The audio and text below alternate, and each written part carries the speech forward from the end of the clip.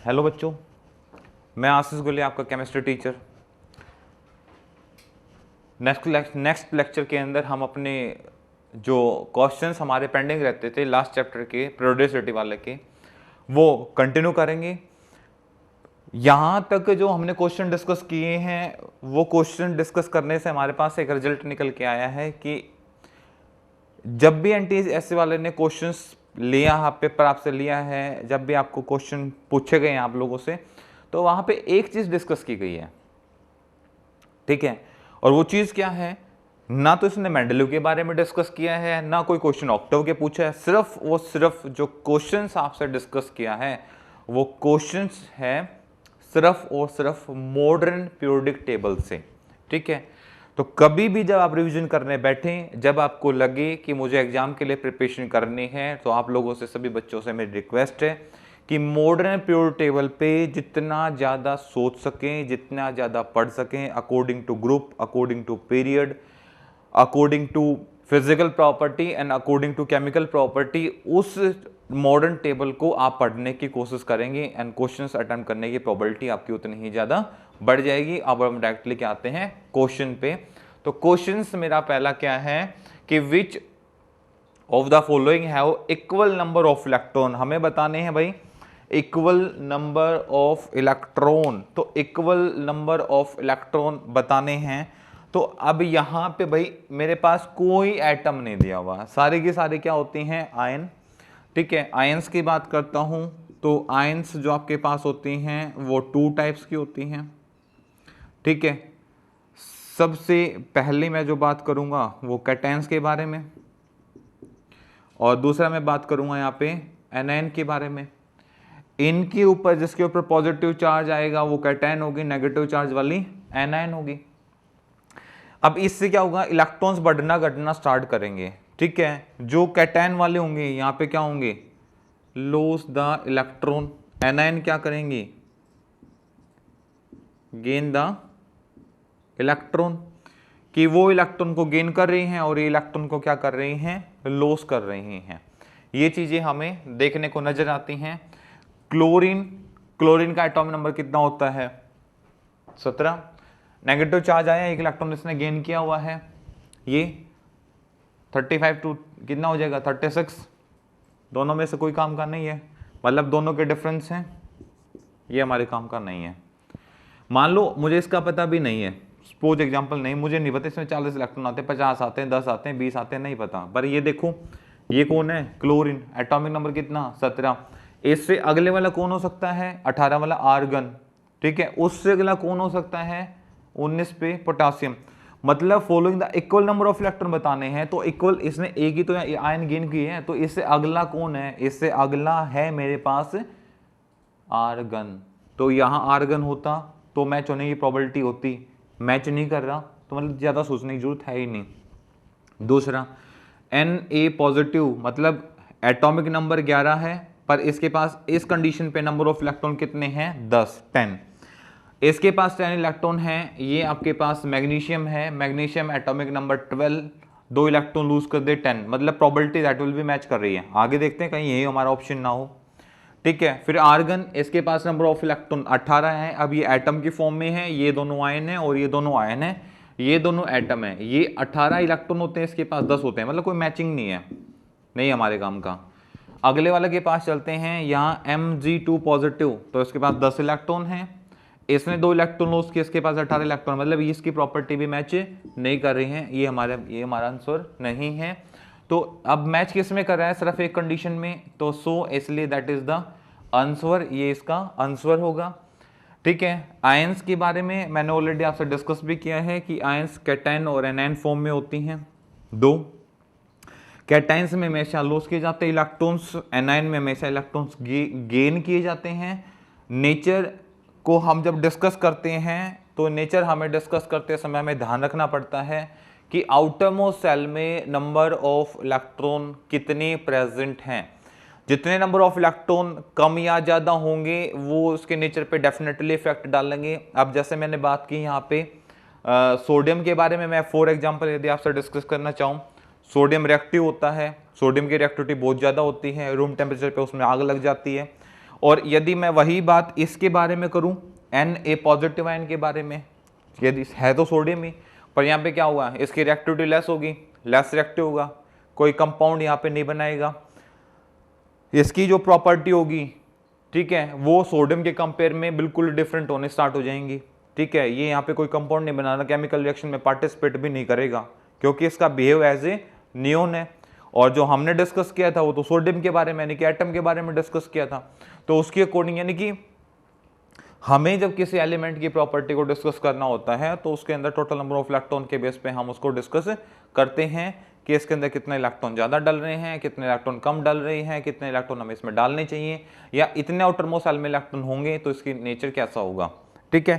तो वो सारी चीज़ें हम डिस्कस करते हैं। आइए अब हम नेक्स्ट क्वेश्चन पे, तो इससे हमारा आंसर पता चल गया होगा। मैं आप लोगों को दोबारा फिर रिमाइंड करा दूं, भैया आंसर रिपीट नहीं करने हैं पब्लिकेशन के, जो कई बार क्या होता है मिस प्रिंटिंग भी होनी स्टार्ट हो जाती है, कुछ के आंसर मैच और मिसमैच करना स्टार्ट कर जाते हैं। हमें सिर्फ क्वेश्चन को समझना है, हमें पढ़ना है, हमें ज़्यादा से ज़्यादा खुद पे फोकस रखना है, ठीक है। ज़्यादा से ज़्यादा यही रखेंगे कि अपने खुद पे फोकस रखेंगे, बुक खरीदने पे फोकस नहीं रखेंगे। नेक्स्ट क्वेश्चन आपके पास है, arrange the following, increasing order बताना है किसका, एटॉमिक रेडियस वाला, एटॉमिक रेडियस वाला हमें क्या बताना है यहाँ पे, ऑर्डर बताना है इंक्रीजिंग वाला, ठीक है। कौन कौन है, फ्लोरीन, क्लोरीन, कार्बन और ऑक्सीजन। एक तरफ से देखा जाए तो ये प्रॉपर्टी कोई मैच नहीं कर रही, ठीक है। कैसे, fluorine atomic number 9, chlorine atomic number 17, carbon atomic number 6, oxygen atomic number 8। अब भाई इनको आपको इंक्रीजिंग ऑर्डर में लगाना है, इंक्रीजिंग ऑर्डर में लगाना है, कैसे लगाना है हम वो बात कर रहे हैं, ठीक है। इंक्रीजिंग ऑर्डर में कैसे लगा सकते हैं, इसके आउटर मोस्ट सेल में 4 इलेक्ट्रॉन आते हैं, इसके आउटर मोस्ट सेल में 2 आते हैं, इससे अगला फ्लोरीन है, उससे नीचे क्लोरीन है, ठीक है। तो मतलब हमें 3 पे ज्यादा फोकस देना है, कार्बन, ऑक्सीजन और फ्लोरीन। अब मॉडर्न पीरियोडिक टेबल में आपने डिस्कस किया होगा कि लेफ्ट टू राइट, आप लेफ्ट से चलते हैं और राइट की तरफ जब आप मूव करते हैं तो उस समय पे एक जो सबसे चीज हमें देखने को मिलती है वो हमें देखने को मिलती है जबकि जैसे जैसे इलेक्ट्रॉन बढ़ते हैं वैसे वैसे साइज घटता है, यानी कि इलेक्ट्रोनेगेटिविटी विल बी इंक्रीज, कि इलेक्ट्रोनेगेटिविटी बढ़ती है, ठीक है। तो क्योंकि ये 6 नंबर है, 7 नंबर नहीं, ये 8 नंबर है और ये 9 नंबर है। अब ये 17 है, ये तो सबसे लास्ट में आएगा, ज्यादा सोचने की जरूरत नहीं है। तो देखो इसमें क्लोरीन पहले दे रखा है, मतलब ये नहीं आएगा, ठीक है। इसमें भी लास्ट में क्लोरीन है, इसमें भी लास्ट में है, इसमें भी लास्ट में है, तो मतलब एक ऑप्शन हमारा कैसे काम का नहीं है, ये रहा, ठीक है। दूसरा में इसमें सबसे छोटा कौन है, सबसे छोटा कार्बन है। अब कार्बन किस में पहले है, इसमें पहले है, इसमें ऑक्सीजन पहले है, इसमें फ्लोरीन पहले है, ठीक है। सबसे छोटे साइज की बात हो रही है, ठीक है। तो मतलब चांसेस किसके आने की, मोस्ट प्रोबेबली चांसेस इसके आने के हैं, ठीक है। ये मैं आप लोगों को क्वेश्चंस का आंसर ऑप्शन में से निकालने की आपको ट्रिक बता रहा हूं। आप सोच रहे होंगे सर बार बार पब्लिकेशन के बारे में मना करते रहते हैं। देखो पब्लिकेशंस के बारे में या किसी पब्लिकेशंस को प्रमोट करना या किसी पब्लिकेशन के बारे में नेगेटिविटी फैलाना, ऐसा मेरा कोई इंटेंशन नहीं है। मेरा सिर्फ इंटेंशन है कि सिर्फ आपको सक्सेसमेंट मिले, आपको डिस्टर्ब ना हो, कोई आपको मिसगाइड ना करे और आप बहुत कम मेहनत में बहुत अच्छा रिजल्ट निकालें। जितनी ज़्यादा कम बुक आप टेबल, फॉर एग्जांपल यदि मैं आपसे बात करता हूँ, यदि टेबल पे आप जितनी ज़्यादा कम किताबें लेके बैठेंगे, ठीक है, मोस्टली आप एक सब्जेक्ट किताब एक बार में लेके बैठो, 3 सब्जेक्ट किताब एक साथ लेके बैठोगे तो एक सब्जेक्ट का भी होमवर्क आप अच्छे से कंप्लीट नहीं कर पाओगे, क्योंकि थोड़ा सा करोगे फिर लगेगा चलो थोड़ा सा दूसरे सब्जेक्ट का कर लेते हैं, फिर लगेगा थोड़ा सा दूसरे सब्जेक्ट का कर लेते हैं। इससे बेटर क्या है कि आप एक सब्जेक्ट की किताबें एक बार निकालें, उसका होमवर्क कंप्लीट करें, देन दूसरे सब्जेक्ट की तरफ आप मूव करें। इससे क्या होगा, टाइम कम लगेगा, होमवर्क ज़्यादा होगा। आप 3 सब्जेक्ट या 4 सब्जेक्ट की बुक एक साथ लेके बैठते हैं, कभी आप कुछ करने का मन करता है, कभी कुछ करने का, कभी कुछ करने का, और हम कर कम पाते हैं, होमवर्क में कर कम पाते हैं और टाइम ज़्यादा लगा देते हैं। ऐसे ही पब्लिकेशन है, जब एक ही सब्जेक्ट की अदर पब्लिकेशन की बुकों को हम खरीदते हैं मार्क्स स्कोर बढ़ाने के लिए, हमें लगता है कि हम ये पढ़ के अच्छा मेहनत कर लेंगे, हमें लगता है नहीं वो बुक पढ़ते तो हम ज़्यादा मेहनत कर लेते। एक्चुअल बात ये है कि आपके पास 10 तरह की वैरायटी होंगी तो आप एक वैरायटी को भी आप यूटिलाइज अच्छे से नहीं कर पाएंगे। इसलिए जो हम ये टेस्ट सीरीज हैं वो आप लोगों के लिए लॉन्च कर रहे हैं। होप सो कि आप इसे ज़्यादा से ज़्यादा पढ़ेंगे। मैंने इससे पहले लेक्चर में भी या उससे पहले लेक्चर में मैंने आप लोगों को बताया था, अभी हमारी फाउंडेशन सीरीज स्टार्ट हो जाएंगी और प्री फाउंडेशन सीरीज हमारी स्टार्ट हो रही हैं, जिसके बेस पे आप आराम से कॉम्पिटिटिव लेवल पे आप आराम से स्टडी कर सकते हैं। ठीक है, तो इस क्वेश्चंस में जैसे मान लो हमें नहीं पता तो 3 के बारे में यदि पता है तो हमारे पास यहाँ पे कार्बन है, यहाँ पे ऑक्सीजन है। ऑक्सीजन के कंपेयर में कार्बन का साइज ऑटोमेटिकली बात है कि क्या होता है, छोटा होता है, क्योंकि मुझे एक बात पता चल गई कि left to right size will be decrease, left to right size, atomic size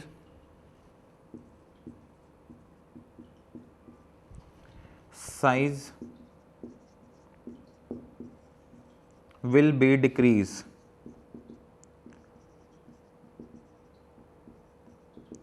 will be decrease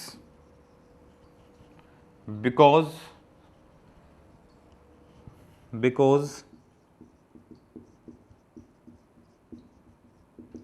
number of electron will be increase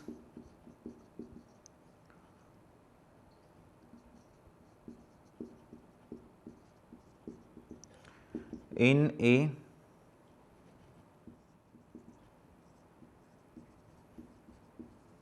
same cell. Same cell के अंदर आपके क्या होंगे, नंबर ऑफ इलेक्ट्रॉन क्या हो जाएंगे, इंक्रीज हो जाएंगे, बढ़ जाएंगे। ठीक है, तो इसका आंसर क्या होगा, मैंने आपको ये ठीक बताया कि लेफ्ट टू राइट जो एटॉमिक साइज है वो विल बी डिक्रीज करेगा। तो सबसे जो लास्ट एलिमेंट हमारे पास कौन आएगा, फ्लोरीन आ रहा है। इस तरफ सबसे पहले कौन आएगा, देखो पहले कार्बन, फिर ऑक्सीजन और फिर फ्लोरीन और उसके नीचे क्लोरीन है। तो इस तरफ साइज डिक्रीज करेगा तो सबसे छोटा साइज तो इसका हुआ, ठीक है, और सबसे बड़ा साइज इसका हुआ। अब ये दो प्रॉपर्टी कहाँ मैच कर रही हैं, ये दो प्रॉपर्टी इसके अंदर तो मैच नहीं कर रही। इसके हिसाब से सबसे छोटा साइज इसका हुआ, उससे बड़ा साइज इसका हुआ, इससे बड़ा साइज इसका और सबसे बड़ा इसका। ये वाला ऑर्डर हमारा कहाँ फॉलो करा है, सिर्फ यहाँ फॉलो करा है, that is a right answer. ये मैंने जो आपको बताया था वो ये गलत है, ये ऑप्शन नहीं है, ये ऑप्शन भी नहीं है, और that is a right answer. ठीक है, नोट करेंगे, फिर हम क्लास को कंटिन्यू करते हैं। नेक्स्ट क्वेश्चन भाई हमारे पास आता है, ये एनटीएससी में 2018-19 में पूछा गया क्वेश्चन है, और जो नीचे वाला क्वेश्चन है वो 17-18 में पूछा गया क्वेश्चन है। तो क्वेश्चन क्या है, ये कह रहा है कि nature of oxide following in the डेबोर्निस ट्रेंड। डेबोर्निस ट्रेंड क्या कहता है वो आप लोगों को पता है, जब आपने चैप्टर को स्टार्ट किया होगा तो इसका ऑलरेडी क्वेश्चंस आप लोगों को यानी कि कराए भी गए होंगे। इसने कहा कि ए एलिमेंट का मास प्लस सी एलिमेंट के मास में जब आप ऐड करते हो और उसे डिवाइड करते हो तो आपके पास एक एवरेज, जैसे आप मेन निकालते थे, आपके पास एक एवरेज वैल्यू निकल के आती है, वो आपके पास क्या होगा, बी। ठीक है, अब यहाँ पे आपके पास है ये वाला है ऑप्शन है, जैसे मान लो लिथियम का मास कितना होता है, मान लो 7। अब मान लो हमें सोडियम का निकालना है, पोटासियम का कितना लेके चले हम, पोटासियम का एटम में कितना होता है बताओ, कितना लेके चले पोटासियम का, 39 या 38, 39 लेके चलते हैं, 39 डिवाइडेड बाई 2, तो कितना हो जाएगा यहाँ पे, ये हो जाएगा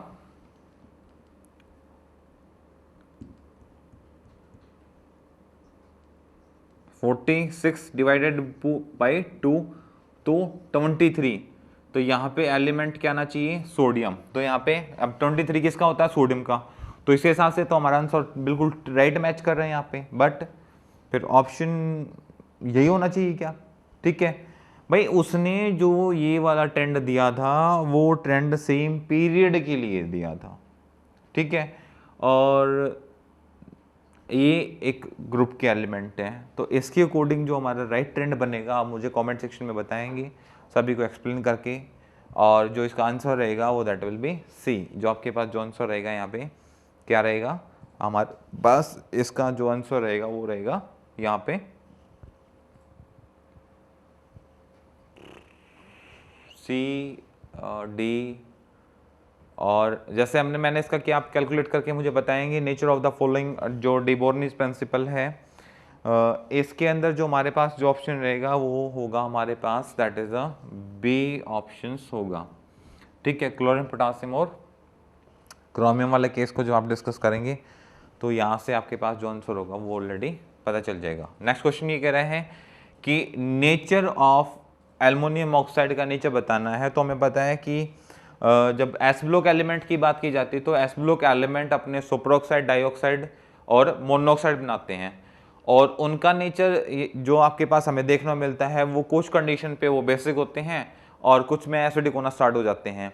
ये सेम प्रॉपर्टी फॉलो करते हैं आपके ट्रांजेक्शन जो एटम्स होते हैं, ट्रांजेक्शन भी इसी प्रॉपर्टी को फॉलो करते हैं क्योंकि ट्रांजेक्शन जो एलिमेंट होते हैं, जो हैवी मेटल्स होते हैं वो एसिडिक होते हैं। जैसे जैसे ऑक्सीडेशन में बढ़ेगा तो उनके नेचर पे डेफिनेटली इफेक्ट पड़ना स्टार्ट होता है। वैसे ही यहाँ पे है तो ये ऑलरेडी पी ब्लॉक का एलिमेंट है, ठीक है। एल्युमिनियम में आपको बताऊं तो एल्युमिनियम आपके पास क्या है, ये पी ब्लॉक का एलिमेंट है, पी ब्लॉक एलिमेंट है और पी ब्लॉक में भी ग्रुप नंबर 13 का एलिमेंट है। तो इनका nature compare to s block and compare to d block that will be हल्का सा डिफरेंस होगा और डिफरेंस की वजह से यहाँ पे ये एसिडिक बेसिक की प्रॉपर्टी नहीं, ये इस तरीके की प्रॉपर्टी शो करेगा और इस तरह की प्रॉपर्टी शो करने का कुछ खास रीजन होंगे, ठीक है। और न्यूट्रल्स नहीं होंगे। न्यूट्रल्स जो होंगे वो बेसिकली हमारे कौन होते हैं, वो नोबल गैसेज जो हो सकती हैं, उसके अलावा कोई भी न्यूट्रल नहीं होगा। न्यूट्रल होने के कुछ रीजंस होते हैं, वो रीजंस कोई अपने क्राइटेरिया को फुलफिल नहीं करते, ठीक है। सो नोट कीजिए, फिर हम करते हैं नेक्स्ट क्वेश्चन को।